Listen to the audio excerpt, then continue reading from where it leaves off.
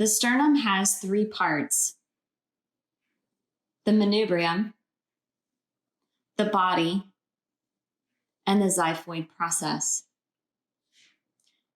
Using the sternal angle as a clinical marker, we can feel where rib number 2 is located. This becomes important when you are going to insert a port or need to make an injection into your patient. You don't want to hit the ribs or the costal cartilages. You want to get in between those two structures. At the top of the sternum, at the manubrium, there is a dip. This is called the Suprasternal Notch, also called the jugular notch. This is also something that you can palpate on yourself. Off to either side, we'll find another notch called the clavicular notches. That is where the clavicle will attach to the sternum.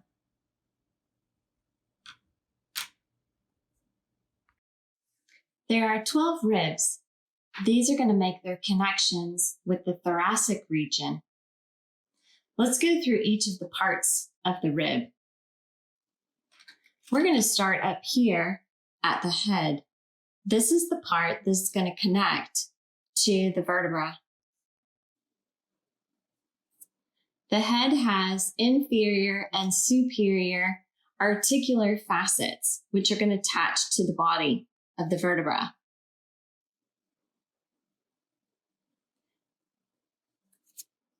It also has a bump just posterior to that called a tubercle. This will attach to the transverse process of the vertebra. This small region between the head and where the tubercle is at is called the neck. As we move down, this, where it bends, is called the angle. And the rest of it is considered the shaft. Notice that this particular rib has a blunted edge. This is where costal cartilage connects and attaches it to the sternum.